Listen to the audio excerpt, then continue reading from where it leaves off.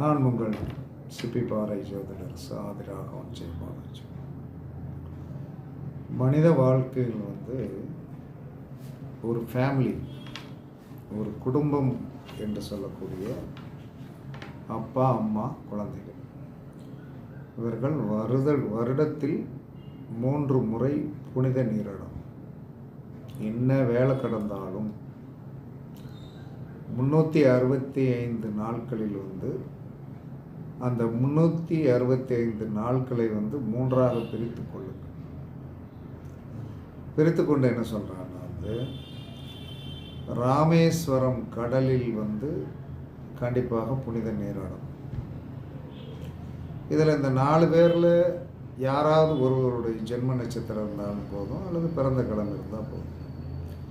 அப்போ ராமேஸ்வரம் கடலில் ஒரு தடவை குளிச்சுட்டு வந்துடும். இது வாழ்க்கையில் ஜாதக ரீதியாக இருக்கின்ற பெரிய குழப்பங்களையும் தோஷங்களையும் சரி பண்ணி. அப்போ ராமேஸ்வரம் கடலில் குளிக்கணும். அடுத்து எங்கே குளிக்கும்? திருச்செந்தூர் கடல். திருச்செந்தூர் கடல் மிக மிக முக்கியமானது. அந்த அங்கே சூரபத முனை வதம் பண்ண காரணத்தில் நம்ம கஷ்டம் குறையும். அப்போ பிறந்த கிழமை யாராவது ஒருத்தர் பிறகு 4 பேர் போகிறீங்க, 4 பேர் குடும்பத்தில் 2 குழந்தைகள், தாய் தாப்புனா யாராவது ஒருத்தருடைய பிறந்த கிழமையில் டச் ஆனாலே போதும், அல்லது நட்சத்திரம் டச் ஆனாலே போதும். அப்போ திருச்செந்தூர் கடலில் குளிச்சுட்டு என்ன செய்யணும்? குளித்து முடித்து உங்களுடைய பழைய வஸ்திரத்தை கடல்லே போட்டணும். இது மிக மிக முக்கியமானது.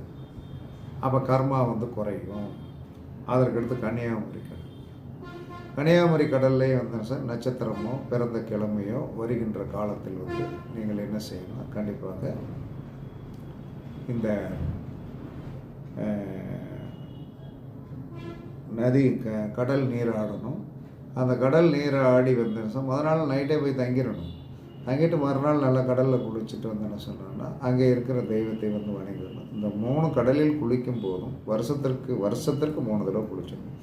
இப்படி குளிக்கும்போது நம்ம அந்த பழைய ட்ரெஸ்ஸை போட்டுட்டு அந்த தெய்வத்தை நன்றாக வணங்கி கும்பிட்டுட்டு அழகான பெரிய ஹோட்டல்களில் போய் ஃபேமிலியோடு உட்காந்து தலைவாழை இலை போட்டு மீல்ஸ் அழகாக என்ன சொன்னாலும் நல்ல மீல்ஸ் வாங்கி நிதானமாக சாப்பிட்டு நிதானமாக ஊருக்கு கிளம்புவாங்க.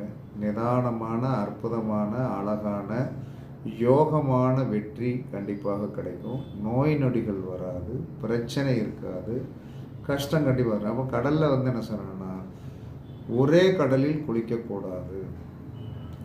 ராமேஸ்வரம், திருச்செந்தூர், கன்னியாகுமரி